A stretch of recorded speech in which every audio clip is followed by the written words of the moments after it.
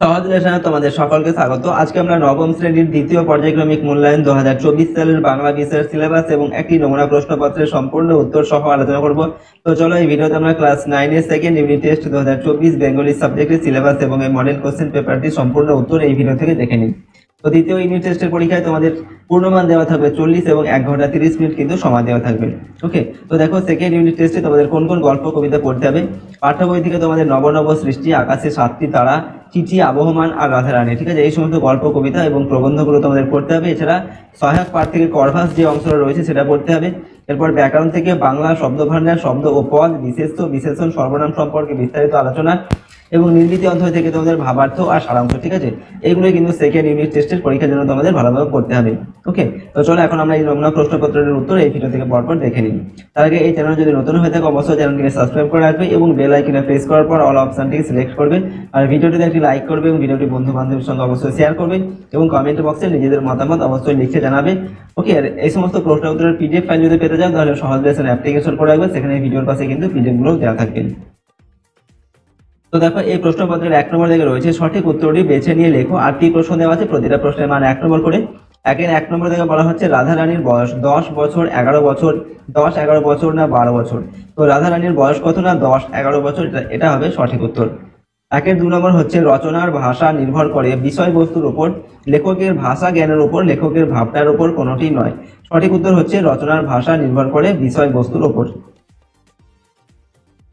3 নম্বর দেখি নাই অত নক্ষত্র অজস্র চুলের চুমা, পাখি না পদ্ম। তো সঠিক উত্তর এখানে হবে অজস্র চুলের চুমা। এরপর 4 নম্বর হচ্ছে অনুসর্গগুলি হলো এক প্রকার বর্ণগুচ্ছ, বিশেষ্য, অব্যয় পদ না কোনোটি নয়। তো অনুসর্গগুলি হচ্ছে এক প্রকার অব্যয় পদ। 5 নম্বর একটি ক্রিয়াজাত অনুসর্গ হলো বলে, বিনা, অপেক্ষা না নিমিত্ত। তো এগুলোর মধ্যে একটি ক্রিয়াজাত অনুসর্গ হচ্ছে বলে, ঠিক আছে, অপশন কয়েকটা। এরপরের প্রশ্ন হচ্ছে 6 নম্বর উপসর্গ শব্দটির প্রত্যয় হলো উপশ্রী যোগ অ, উপসর্গ যোগ গ, উপশ্রী যোগ যত, উপশ্রী যোগ নত। তো এখানে উপসর্গ এই শব্দটির প্রত্যয় হচ্ছে উপশ্রী যোগ অ, এটা হবে সঠিক উত্তর, অপশন কয়েকটা। 7 নম্বর চাঁদ শব্দটি তৎসম শব্দ, তদ্ভব শব্দ, দেশি শব্দ না অর্ধ তৎসম শব্দ। তো চাঁদ এই শব্দটি হচ্ছে একটি তদ্ভব শব্দ। এরপর 8 নম্বর করভাস হলো কাক জাতীয় পাখির ল্যাটিন ভাষা, ফ্রেঞ্চ নাম, গ্রিক নাম না বাংলা নাম। তো করভাস হলো কাক জাতীয় পাখির ল্যাটিন নাম, ঠিক আছে। এরপর 2 নম্বর দেখে কম বেশি 15 শব্দ নিচের প্রশ্নগুলির উত্তর দাও। এখানেও 8টি প্রশ্ন দেওয়া আছে, প্রতিটা প্রশ্নের মান 1 নম্বর করে। 1 নম্বর হচ্ছে রাধারানী টাকা ভাঙিয়ে কি করেছিলেন। উত্তর লিখবে রাধারানী টাকা ভাঙিয়ে তার মায়ের পথ্যের জোগাড় করেছিলেন। 2 নম্বর হচ্ছে মিস মুলারের পুরো নামটা কি। তো মিস হেনরিয়েটা মুলার, ঠিক আছে, এটা হচ্ছে মিস মুলারের পুরো নাম। 3 নম্বর হচ্ছে আবহমান কবিতাটি কবির কোন কাব্যগ্রন্থ থেকে নেওয়া হয়েছে। উত্তর লিখবে অন্ধকার বারান্দা কাব্যগ্রন্থ থেকে নেওয়া হয়েছে, ঠিক আছে। এরপর হচ্ছে 4 নম্বর এরই মাঝে বাংলার প্রাণ, কবি কোথায় বাংলার প্রাণের স্পর্শ খুঁজে পেয়েছেন। উত্তর লিখবে কবি নরম ধান কলমি হাঁসের পালক, পুকুরের জল, ঠিক আছে, মাছ, কিশোরীর চাল ধোয়া ভিজে হাত, পায়ে দলা মুথা, ঘাস ও বটের ফলের গন্ধে বাংলার প্রাণের স্পর্শ খুঁজে পেয়েছেন। 5 নম্বর হচ্ছে আরগাসের ম্যাজিকের মূল আকর্ষণ কি ছিল। উত্তর লিখবে আরগাসের ম্যাজিকের মূল আকর্ষণ ছিল নানা রকম পাখির ব্যবহার। 6 নম্বর বাংলার সর্বশ্রেষ্ঠ সাহিত্য সৃষ্টি কি। তো বাংলার সর্বশ্রেষ্ঠ সাহিত্য সৃষ্টি হলো পদাবলী কীর্তন। 7 নম্বর নিম্নরেখাঙ্কিত পদটি কি জাতীয় বিশেষণ তা লেখন। তাড়াতাড়ি এসো, ঠিক আছে, তো তাড়াতাড়ি এটা কি ধরনের বিশেষণ লিখতে হবে, এটা হচ্ছে একটি ক্রিয়া বিশেষণ। 8 নম্বর প্রাদেশিক শব্দ কাকে বলে উদাহরণ দেওয়া। তোমরা লিখছি ভারতের অন্যান্য প্রদেশের বিভিন্ন ভাষা থেকে যে সকল শব্দ বাংলা ভাষায় স্থান পেয়েছে তাদেরকে প্রাদেশিক শব্দ বলা হয়, যেমন গুজরাটি শব্দ হচ্ছে তলকি, হরতাল, খাদি ইত্যাদি এইগুলো। পরের প্রশ্ন 3 নম্বর দেখে নিচে যে কোনো একটি প্রশ্নের কম বেশি 60 শব্দের মধ্যে উত্তর দাও। প্রশ্নের মান 3 নম্বর। দেখো 3 বলা হচ্ছে আমরা অন্যতম প্রধান খাদ্য থেকে বঞ্চিত হব। প্রধান খাদ্য বলতে বক্তা কি বুঝিয়েছেন, বঞ্চিত হলে কি ক্ষতি হবে বলে বক্তা মনে করেন। প্রশ্নের মান 1+2। তো নবনব সৃষ্টি প্রবন্ধের লেখক সৈয়দ মুস্তফা আলী প্রধান খাদ্য বলতে বাংলা ভাষাতে সংস্কৃত চর্চাকে বুঝিয়েছেন, ঠিক আছে। এবার বলা হচ্ছে বঞ্চিত হলে কি ক্ষতি হবে বলে বক্তা মনে করেছেন। তো আমরা এখানে উত্তর লিখছি, লেখক মনে করেন আমরা যে ভাষার চর্চা বেশি করি তার শব্দ আমাদের ভাষাতে ঢোকে বেশি। সংস্কৃত বেশি চর্চার ফলে বাংলায় বিস্তর সংস্কৃত এককালে ঢুকেছেন। স্কুল কলেজের পাঠ্য বিষয় থেকে সংস্কৃত তুলে না দেওয়াই শ্রেয়, কারণ বাংলা ভাষাতে এখনো সংস্কৃত শব্দের প্রয়োজনীয়তা আছে। লেখক সেজন্য বলেছেন যে সংস্কৃত চর্চা উঠিয়ে দেওয়ার অর্থ হলো বাঙালির অন্যতম খাদ্য থেকে বঞ্চিত হওয়া। এরপর দেখো 3-এর 2 নম্বর হচ্ছে, মরদ কি বাত হাতি কি দাঁত কথাটি কোন অর্থে ব্যবহার করা হয়েছে? উত্তর লিখবে, এই প্রবাদটি স্বামী বিবেকানন্দ মিস নোবেলকে লেখান তার চিঠিতে তার চারিত্র্যের কাঠিন্য বোঝাতে ব্যবহার করেছেন। এই প্রবাদটির অর্থ হলো, হাতির দাঁত একবার গজালে যেমন আর ভেতরে প্রবেশ করে না, তেমনি পুরুষ বা মরদ একবার কোনো কথা দিলে তা থেকে আর পিছপা হন না। স্বামী বিবেকানন্দ তার চিঠিতে প্রথমে বলেছেন যে তিনি মিস নোবেলকে সর্বদাই সাহায্য করবেন, কিন্তু ভারতে এসে নানা প্রতিকূলতার সামনে পড়ে যদি তিনি বিরক্ত হন ও এই কাজে অসফল হন, তা সত্ত্বেও স্বামীজি তার পাশে থাকবেন ও তাকে পূর্ববত স্নেহ করবেন। ঠিক আছে, কারণ তিনি কথা দিয়েছেন ও তার কথার কোনো নড়চড় নেই। ঠিক আছে, নেক্সট প্রশ্ন হচ্ছে 4 নম্বর দাগে নিচে যে কোনো একটি প্রশ্নের কম বেশি 60 শব্দের মধ্যে উত্তর দাও। এখানেও প্রশ্নের মান 3 নম্বর। তার একে দেওয়া আছে, পৃথিবীর কোন পথ এ কন্যারই দেখে নিকট, কোন কন্যার কথা বলা হয়েছে, তার কোন রূপের কিরূপ বর্ণনা আছে? প্রশ্নের মান হচ্ছে 1+2। তো উদ্ধৃতাংশে কবি জীবনানন্দ দাশের আকাশে 7টি তারা কবিতার কেশবতী কন্যার কথা এখানে বলা হয়েছে। ঠিক আছে, এবার তার কোন রূপের কিরূপ বর্ণনা এখানে রয়েছে সেটা আমাদের লিখতে হবে। আমরা লিখছি, সন্ধ্যের অন্ধকারকে ধীরে ধীরে গ্রাম বাংলার প্রকৃতির বুকে নেমে আসতে দেখেছেন কবি। অন্ধকার নেমে আসছে হিজল কাঁঠাল জাম গাছের উপরে। কবি কল্পনা করেছেন আকাশে আছে এক রূপসী কেশবতী কন্যা, সেই রমণীর খোলা চুলের রাশি যেন স্পর্শ করছে এই গাছের মাথাকে। কবি তার মাথার উপরে এই রূপসী কন্যার চুলের স্পর্শ অনুভব করেছেন। এই কন্যা কবির কল্পনা, তাই বাস্তব পৃথিবীর পথে এই কন্যাকে কোনোদিন দেখতে পাওয়া যায় না, সে শুধুমাত্র কবির কল্পনাতে মূর্ত হয়ে আছেন। নেক্সট হচ্ছে 4-এর 2 নম্বর দাগে, নোটে গাছটা বুড়িয়ে ওঠে কিন্তু মুড়োয় না। নোটে গাছ কিসের প্রতীক? নোটে গাছটা বুড়িয়ে ওঠে কিন্তু মুড়োয় না বলতে কি বোঝানো হয়েছে? প্রশ্নের মান হচ্ছে 1+2। তো আলোচ্য অংশটি কবি নীরেন্দ্রনাথ চক্রবর্তীর লেখা আবহমান কবিতা থেকে গৃহীত। নোটে গাছ আবহমান কালের প্রতীক। ঠিক আছে, এরপর আমরা লিখছি, জল হাওয়া মাটি শাশ্বত কালের চিরন্তন কবিতার প্রকৃতির এইসব উপাদান ফুরোয় না। বহমান সময়ের ধারায় বয়স বাড়ে, বয়সের ছাপও পড়ে, কিন্তু ফুরোয় না, শেষ হয় না। নোটে গাছ তো তার বড় প্রমাণ। বয়স বাড়ায় সে বুড়িয়ে যায়, বয়সের ছাপ তার শরীরে স্পষ্ট দেখা যায়, কিন্তু সে ছিন্ন মূল হয়ে মৃত্যুর কোলে ঢলে পড়ে না। প্রকৃতির বুক থেকে মুছে যায় না, সে আবহমান কালের প্রতীক। 5 নম্বর দাগে নিচের যে কোনো একটি প্রশ্নের কম বেশি 150টি শব্দের মধ্যে উত্তর দাও। প্রশ্নের মান 5 নম্বর। দেখো 5-এর 1-এ দেওয়া আছে, বাঙালির চরিত্রে বিদ্রোহ বিদ্যমান। প্রাবন্ধিক কিভাবে এই সিদ্ধান্তে উপনীত হয়েছেন তা প্রবন্ধ অবলম্বনে আলোচনা করো। তো দেখো আমরা উত্তর লিখছি, আলোচ্য উদ্ধৃতিটি প্রখ্যাত প্রবন্ধকার সৈয়দ মুস্তফা আলীর নবনব সৃষ্টি প্রবন্ধ থেকে গৃহীত। প্রবন্ধকার সৈয়দ মুস্তফা আলী মনে করেন বাঙালির চরিত্রে বিদ্রোহ বিদ্যমান। সে রাজনীতি ধর্ম সাহিত্য যাতেই যখনই সত্য শিব সুন্দরের খোঁজ পেয়েছেন তখনই সে সেটা গ্রহণ করতে চেয়েছে।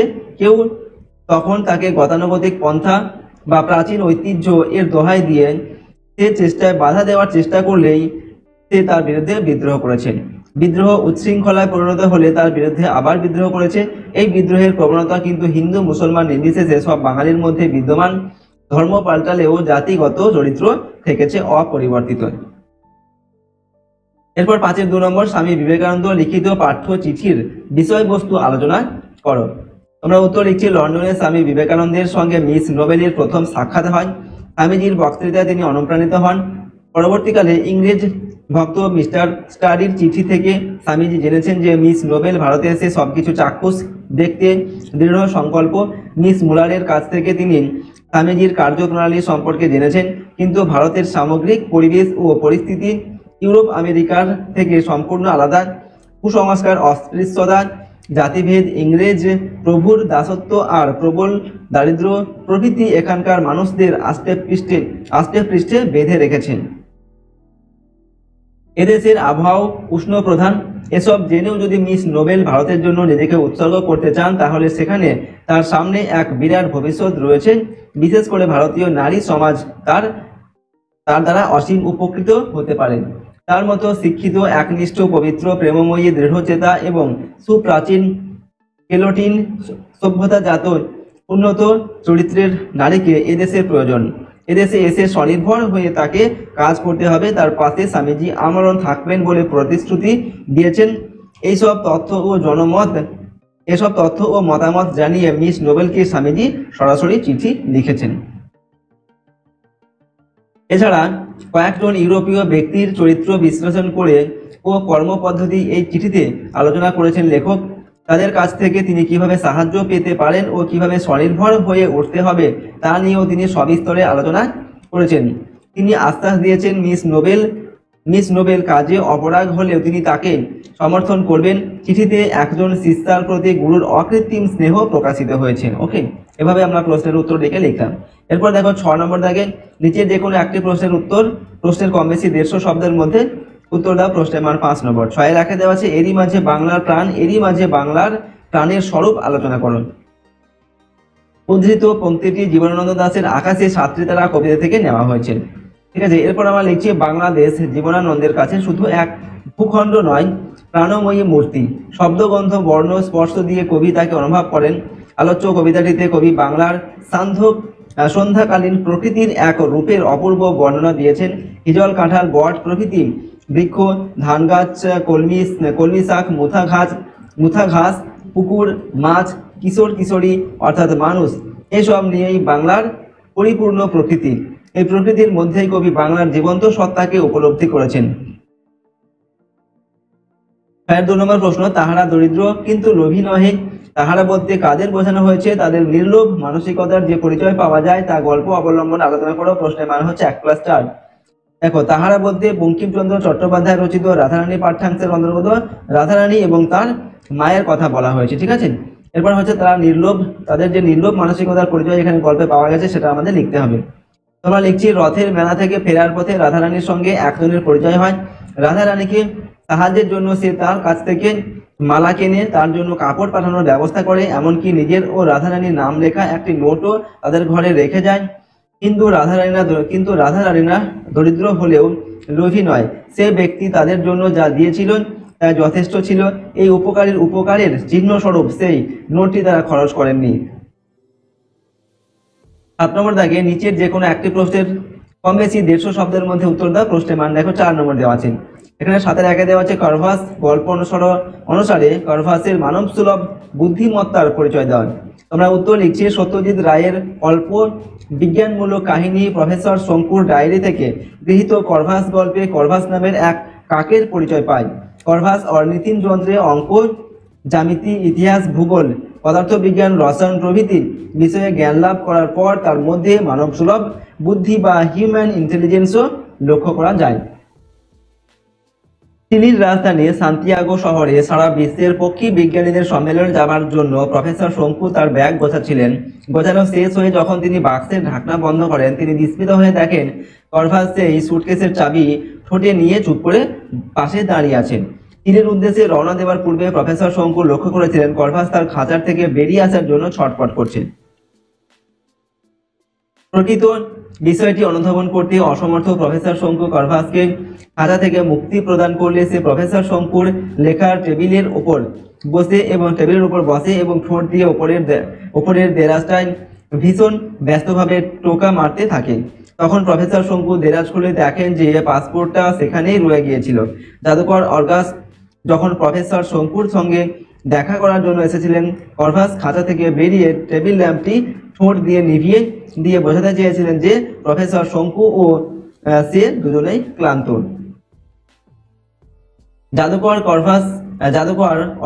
অর্গাস যখন কারভাসকে চুরি করে নিয়ে যাচ্ছিল, গাড়ি চালানো অবস্থায় অর্গাসের চোখ থেকে -20 পাওয়ারের চশমাটি খুলে নেয়, কারণ সে বুঝতে পেরেছিল চশমা ছাড়া জাদুকর চোখে দেখতেই পায় না।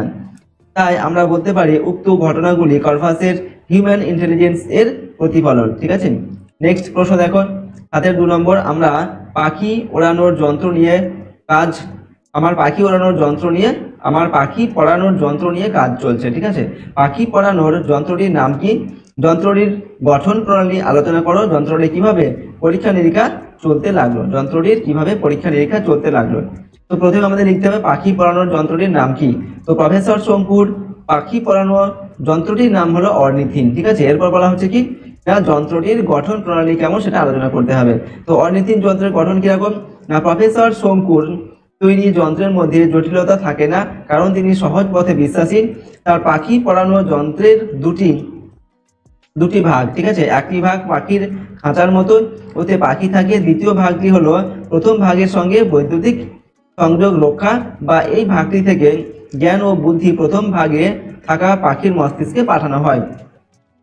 পরের পয়েন্ট হচ্ছে শিক্ষাগুরু প্রফেসর শঙ্কুর তৈরি পাখি পড়ানো যন্ত্রের পরীক্ষা নিরীক্ষার ক্ষেত্রে দেখা গেল কাকটি টেবিলে রাখা যন্ত্রের প্রথম ভাগ বা খাঁচা অংশে নিজের থেকে ঢুকে পড়লো। তা থেকে অনুমান করা যায় কাকটার শেখার প্রবল আগ্রহ। প্রফেসর শঙ্কু বাংলা দিয়ে তার পড়া শুরু করেছেন। বোতাম টেপা ছাড়া প্রশিক্ষককে আর কোনো কাজ করতে হয় না। শেখাবার বিষয় আগে থেকে রেকর্ড করা হয়। বোতাম টিপলে কাকটির চোখ ধীরে ধীরে বন্ধ হয়ে আসে, আর সঙ্গে সঙ্গে তার নড়াচড়াও বন্ধ হয়ে যায়। কাকের মতন ছটফটে পাখির পক্ষে অস্বাভাবিক, কিন্তু তাও স্বাভাবিক হয়ে ওঠে। এরপর আমরা পরের প্রশ্ন দেখো, 8 নম্বর থেকে নির্দেশ অনুযায়ী একটি প্রশ্নের উত্তর দাও। প্রশ্নের মান 4 নম্বর। 8-এর 1-এর জায়গায় রয়েছে ভাবার্থ লেখো। আসক্তির মতো নিষ্ঠুর কিছু নাই, সে নিজেকেই জানে, সে কাউকে দয়া করে না, সে কারোর জন্য কিছুমাত্র পথ ছাড়তে চায় না। এই আসক্তিই হচ্ছে জীবনের ধর্ম। সমস্তকেই সে নেবে বলে সকলের সঙ্গে সে লড়াই করছে।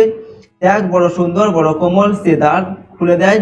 সঞ্চয়কে সে কেবল এক জায়গায় স্তূপাকার রূপে উদ্ধত হয়ে উঠতে দেয় না, সে ছড়িয়ে দেয়, বিলিয়ে দেয়। এটার একটা ভাবার্থ কিন্তু লিখতে হবে। ঠিক আছে, এরপর দেখো এর সঙ্গে অথবা দিয়ে বলা হচ্ছে সারাংশ লেখন। আমার বিশ্বাস শিক্ষা কেউ কাউকে দিতে পারে না, সুশিক্ষিত লোক মাত্রই সব শিক্ষিত। আজকের বাজারে বিদ্যা দাতার অভাব নেই, এমনকি দাতা কর্ণেরও অভাব নেই, এবং আমাদের ছেলে মেয়েদের তাদের দ্বারস্থ করে নিশ্চিত থাকি এই বিশ্বাসে যে সেখান থেকে তারা একটা বিদ্যার ধন লাভ করে ফিরে আসবে, যার সুদে বাকি জীবন আমরা আরামে কাটিয়ে দিতে পারবো। ঠিক আছে, কিন্তু এই বিশ্বাস নিতান্ত অমূলক। মনোরাজ্যেও দান গ্রহণ সাপেক্ষ, অথচ আমরা দাতার মুখ চেয়ে গ্রহিতার কথাটা একেবারে ভুলে যাই। এ সত্য ভুলে না গেলেও আমরা বুঝতাম না যে শিক্ষকের সার্থকতা শিক্ষাদান করায় নয়, ছাত্রকে তা অর্জন করতে সক্ষম করা। শিক্ষক শিক্ষার পথ দেখিয়ে দিতে পারেন, মনোরাজ্যের ঐশ্বর্যের সন্ধান দিতে পারেন, তার কৌতূহল উদ্রেক করতে পারেন, তার বুদ্ধি বৃত্তিকে জাগ্রত করতে পারেন, তার জ্ঞান পিপাসাকে জাগ্রত করতে পারেন, এর বেশি কিছু পারেন না। ঠিক আছে, তো এটা থেকে আমাদের একটি সারাংশ লিখতে বলা হচ্ছে। তো সারাংশ অথবা ভাবার্থ যে কোনো একটি লিখতে হবে। তো দেখো এই ভিডিওতে আমরা ক্লাস 9-এর তোমাদের সেকেন্ড ইউনিট টেস্টের বেঙ্গলি সাবজেক্টের সিলেবাস এবং একটি মডেল কোশ্চেন পেপারের সম্পূর্ণ উত্তর আমরা আলোচনা করলাম। প্রতিটি প্রশ্ন উত্তর কিন্তু অবশ্যই তোমরা খুব ভালোভাবে প্র্যাকটিস করবে এবং মুখস্থ করবে, কারণ সমস্ত প্রশ্ন উত্তরগুলো কিন্তু খুবই গুরুত্বপূর্ণ তোমাদের সেকেন্ড ইউনিট টেস্টের পরীক্ষার জন্য। ওকে, তো এই চ্যানেল যদি নতুন হয়ে থাকে অবশ্যই চ্যানেলটিকে সাবস্ক্রাইব করবে এবং বেল আইকনে প্রেস করার পর অল অপশনটি সিলেক্ট করবে, আর ভিডিওটিতে একটি লাইক করবে, ভিডিওটি বন্ধু বান্ধবীর সঙ্গে শেয়ার করবে এবং কমেন্ট বক্সে অবশ্যই নিজেদের মতামত লিখে জানাবে। আর এই সমস্ত প্রশ্ন উত্তরের পিডিএফ ফাইলগুলো পেতে চাইলে সহজ লেসন অ্যাপটিকে ইনস্টল করবে, সেখানে ভিডিওর পাশে কিন্তু পিডিএফগুলো দেওয়া থাকবে। আজকের এই ভিডিওটিকে আমরা এখানে শেষ করছি। সম্পূর্ণ ভিডিওটি দেখার জন্য অসংখ্য ধন্যবাদ।